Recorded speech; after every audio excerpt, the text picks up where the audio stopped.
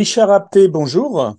Bonjour Gérard. Bonjour Richard, on se retrouve avec le mégot de Picasso que vous publiez aux éditions Murmure des Soirs. J'allais dire, presque tout est dit dans les trois photos là, de la couverture du livre, hein. C'est vrai, c'est vrai, c'est un bon résumé, je dirais, graphique de. Une fois, il y a trois photos, et effectivement, les trois photos illustrent bien l'histoire, puisque d'une part, en haut, on a une volute, donc c'est le mégot de Picasso. Donc effectivement, il y a un mégot de Picasso, c'est pas une image, il y a vraiment un mégot de Picasso, et qui part, on pourrait dire, du bas, c'est-à-dire de la guerre d'Espagne, et de la rencontre que le père d'un des personnages de l'histoire va faire avec le grand Pablo, on va dire. Cette histoire, donc la deuxième image, la deuxième photo, c'est un couple en train de danser. Et ce couple, alors ça pourrait aussi bien être un couple des années, on va dire, proches 80, 90, que des années justement de la guerre d'Espagne. Et en fait, qui illustre surtout, disons, le second personnage de l'histoire, l'ami de Miguel, donc dont le père entre Picasso, et qui a vécu un drame sur lequel le mégot va avoir une influence et son ami va avoir une influence. On démarre l'histoire avec Blin et avec des saisonniers en train de récolter, je sais plus si c'est des courgettes, enfin des légumes. C'est ça, c'est des courgettes, ouais. C'est des courgettes, Voilà, exactement. ils évoquent leur histoire, leur passé, le passé de leur famille, et puis ils sont, issus de réfugiés de la guerre d'Espagne qui sont venus en France, et ce passé, bah, comme pour beaucoup de réfugiés, ça leur colle à la peau, et ça leur collera à la peau toute leur vie, y compris à leur descendance. Exactement. Alors, en fait, ils se connaissent depuis très longtemps. Ils se connaissent depuis l'école, depuis la maternelle, même ils évoquent ça. Et ils se sont perdus de vue très longtemps aussi. Ils se sont perdus de vue pendant environ 20 ans. Effectivement, Miguel est issu donc de réfugiés espagnols. Et Blin était un garçon un peu solitaire, assez dans son coin, etc., et qui n'avait pas forcément des relations très faciles avec les autres, pour une raison aussi liée à son propre passé. Et peu à peu, cette tendance, je veux dire, va prendre le dessus.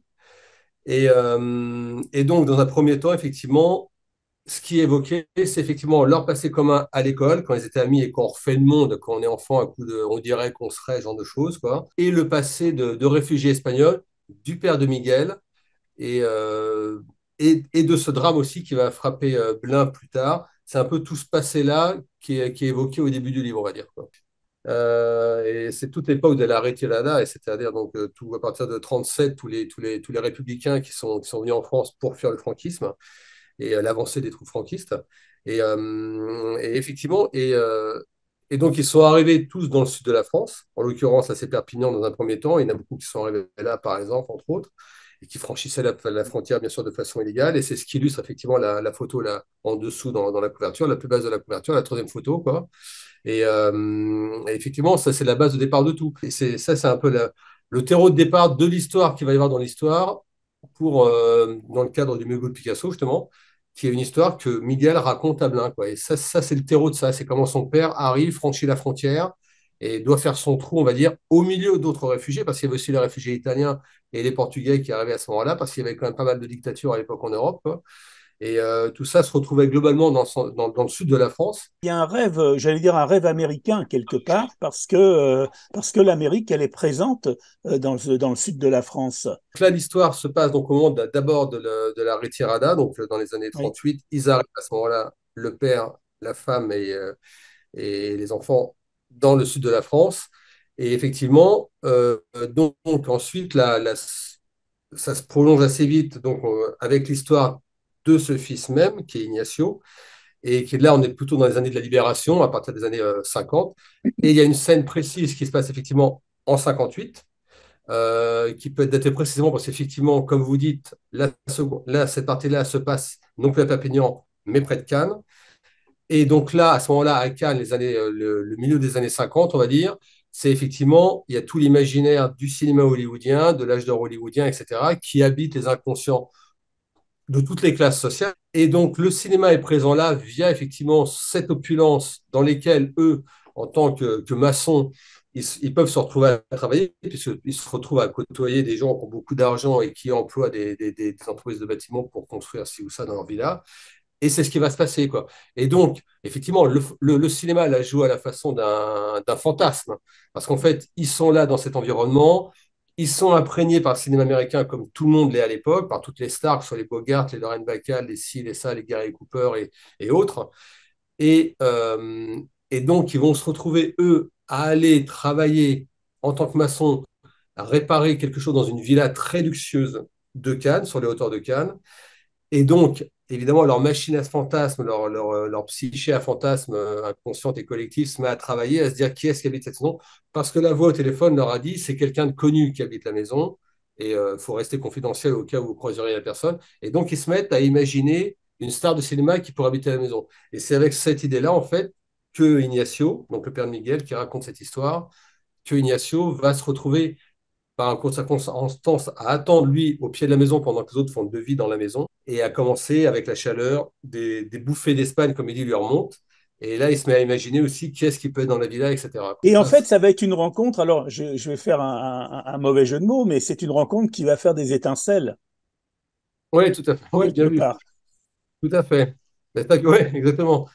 C'est une rencontre qui se fait par objet interposé, en fait, quoi. Lui, il est Oui, au pied de la villa. Il fait très, très chaud. Il a envie de fumer parce que la cigarette est au centre du livre. Donc, voilà, oui. c'est pas un livre non fumeur, en fait, quoi. C'est un livre qui fume beaucoup. On peut le lire sans fumer, hein. Non, on peut le lire sans fumer. Je l'ai écrit sans fumer, d'ailleurs. Et à un moment donné, il est là, et par un concours de circonstances, il va se recevoir ce mégot sur la tête, quoi. Voilà. Et donc là, ça sort d'un coup. Je dirais pas les mots, voilà, Non, sur mais on votre les chaîne. découvrira, oui. On les découvrira en espagnol et avec la traduction, bien sûr. Il insulte tout ce qu'il peut, celui d'où il ignore qu'il est encore à ce moment-là, qui vient lui balancer ça sur la tête. Il aime beaucoup Picasso, quoi. Il aime beaucoup Picasso par rapport à son positionnement via Franco, justement, qui consiste à mépriser Franco en restant en France Oui. et à décider qu'il ne retournera jamais en France tant que les fascistes seront au pouvoir, quoi. Et donc pour ça, il aime Picasso et aussi pour ses hommes, mais surtout pour ce positionnement. Et donc il parle de Picasso au début. Il compare un peu Picasso qui s'est engagé, malgré ce qu'on dit souvent, pour les réfugiés, qui donnait de l'argent aux réfugiés qu'il accueillait en France, etc., et qui s'était engagé via des dessins, via des choses, etc. Et Dali, qui lui est resté, qui est un immense peintre aussi, évidemment, mais qui est resté au chaud quand même avec les franquistes et qui a fait son coup avec eux, Julien. En fait, avec Picasso, l'un et l'autre sont des réfugiés. Tout à fait, tout à Ce que fait. Picasso lui dit, puisqu'ils vont, quand il va le voir, quand il va s'apercevoir que c'est lui, ils vont parler. Et ce qui est extraordinaire, c'est ce dialogue. Moi, je résiste pas à le dire parce que c'est simplement, et tu fais quoi? Eh ben, moi, je suis peintre. Ah bon, d'accord. Et tu peins quoi? Bah, des plafonds. Oui, c'est ça. Et ce sont tous les deux, effectivement, des réfugiés, parce qu'ils parlent de ça. Et c'est ce que le livre de Cohen Solal, qui est sorti il n'y a pas longtemps, Picasso l'étranger, a bien montré. C'est que Picasso, quand il arrive pardon, au début du siècle, et c'est ce qu'il lui dit d'ailleurs dans ce dialogue dont vous parlez, c'est qu'en en fait, quand il arrive à Paris, au début, Picasso, il connaît personne, quoi. Il n'a pas un sou en poche, il ne connaît personne. Mais il n'est pas du tout Picasso à ce moment-là, il n'est rien du tout. Et il découvre que Picasso a été comme lui un réfugié, finalement, quoi. Et donc, ça crée un rapprochement entre lui et Picasso. Et il va pouvoir, d'une certaine façon, c'est pas s'identifier à Picasso, mais il peut opérer un rapprochement dans sa projection de vie à venir par rapport à ce contact qu'il avait avec Picasso, on va dire. Voilà. Alors c'est une rencontre éphémère, c'est une rencontre rapide, quelques échanges, quelques instants comme ça, mais de ces instants, il va rester un objet. Ce mégot, ce mégot qu'il a reçu comme ça en pleine tête, jeté par Picasso, pas sur lui, hein, il l'a jeté par la fenêtre, hein, tout simplement. C'est ça, ouais, exactement. Et il va le ramasser et le garder, et ça va être un trésor qui va l'accompagner toute sa vie, ça va être un talisman, ça va être, c'est tout ce qui va, je veux dire, organiser sa vie future. Et d'un seul coup, cette rencontre, d'abord, qui se fait assez un peu dans la violence, enfin dans l'exutoire, on va dire, Oui, et qui se concrétise, et qui se un concrétise par ce euphémisme, hein. mégot. C'est un euphémisme, oui, c'est une litote, effectivement. Ouais.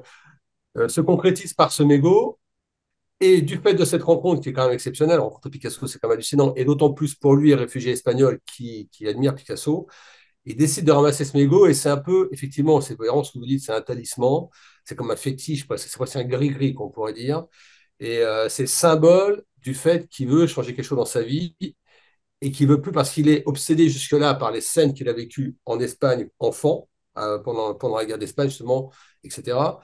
Et il décide de cristalliser sur ce mégot un peu le nouveau rapport à l'avenir qu'il va avoir. Il décide de se projeter dans l'avenir et de calquer un peu son projet d'avenir sur la maison de Picasso, entre autres, puisqu'il va décider de construire une maison, entre autres. Et il décide donc il décide de tourner le dos quelque part au passé pour se projeter vers l'avenir. Et le mégot devient un symbole de ça. Tout le monde veut le voir, tout le monde Hmm. veut le toucher presque. C'est une relique. C'est drôle, quoi. Et il le transmet à son fils, en fait, quelque part. C'est sa maison, qui a une histoire aussi, du fait de cette rencontre avec Picasso et du fait de cette villa à la Californie où il a végété sur une terrasse, voilà, en maudissant la vie, on va dire, avant que ce mégot lui tombe sur la tête, lui tombe du ciel. Et donc, ce mégot, je veux dire, c'est un peu le centre de. Effectivement, le soir, quand il rentre de son chantier, de ses chantiers, il regarde le mégot, parce qu'il est quand même. C'est là où on ne tourne pas dos passé, il est quand même rongé par son passé, mais il arrive aussi à se projeter dans l'avenir. Et c'est le mégot qui lui permet justement de ne pas sombrer quelque part et de regarder vers l'avenir et d'attaquer tous les soirs, finalement, après son chantier professionnel, de son boulot, d'attaquer son deuxième chantier de la journée, de cette maison qu'il décide de construire, qui est pour lui symbole d'avenir, quoi. Et c'est ce mégot qui va transmettre à son fils, et que son fils, effectivement, vient, vient épier à travers la porte du bureau quand son père le regarde, il vient le regarder, mais il n'ose pas le toucher, etc. Et voilà, et par un concours de circonstances, pour Miguel, donc le fils d'Ignacio, le mégot va acquérir aussi une dimension magique, de façon différente, mais peut-être encore plus forte quelque part. Parce qu'il va vraiment il va y avoir presque des apparitions, on pourrait dire au sens religieux du terme, enfin ça n'a rien de religieux, via le mégot, quoi, voilà. Je connais votre passion pour la musique, mais que vient faire Hendrix là-dedans? Alors Hendrix, là-dedans, il vient en fait, il est venu au début comme une fulgurance, parce qu'au début du texte, il y a une espèce de truc avec les chiffres, etc. Oui, If Et il y a Six. c'est ça. Et donc il y a ce morceau qui est venu, Six Was Nine. Et en fait, Hendrix, il incarne un peu la rencontre que va faire Blin, qui est donc l'ami de Miguel, qui raconte à Blin donc, cette histoire dans un but précis, en fait. Et donc, dans un deuxième mouvement de l'histoire, une fois qu'il a été raconté l'histoire de Picasso, les prolongements qu'elle a eu pour Miguel et les prolongements qu'elle a donc présents pour Blin. Et donc, dans un deuxième temps, Blin lui-même va revenir dans la maison et commencer à, quelque part, s'enfermer un peu dans la maison, au rez-de-chaussée de la maison, avec les catalogues. Parce que Ignacio avait tous les catalogues de Picasso, etc. Il va commencer à s'enfermer avec les tableaux de Picasso, avec les catalogues de Picasso, notamment du dernier Picasso, justement. Et disons que le premier impact que l'histoire aura eu sur lui va se prolonger à travers cette découverte de ces catalogues et de l'élan de vie et de profusion que représente Picasso, en particulier à cette époque. Et ça va remettre en question des choses pour lui. Et donc, on va visiter son passé, qui est pas rose. Et notamment, on va visiter à un moment donné aussi sa rencontre avec celle qui va devenir sa femme, qui est Marianne, et qui, elle, est une espèce de fenêtre ouverte à un moment donné dans son existence, qui est le contraire de lui, qui est une espèce de vie permanente, quoi. Et elle, disons, par rapport à elle, elle est une femme de Hendrix. Et disons, l'intervention de Hendrix dans le texte, c'est un peu comme le symbole d'une énergie qui vient percuter Blin et qui est en Marianne, donc sa femme, sa compagne, et qui vient indirectement percuter Blin, quoi. Merci Richard Apté. Donc je C'est rappelle moi le qui vous titre de ce remercie. livre, Le mégot de Picasso. Voilà, donc C'est moi, bien magnifique sûr. bouquin, un petit bouquin. Je dis petit bouquin parce qu'il y a combien? Il y a 150 pages à peu près, Oui, 160 pages par là, c'est mais ça. très dense et puis surtout qui donne un sens à la vie.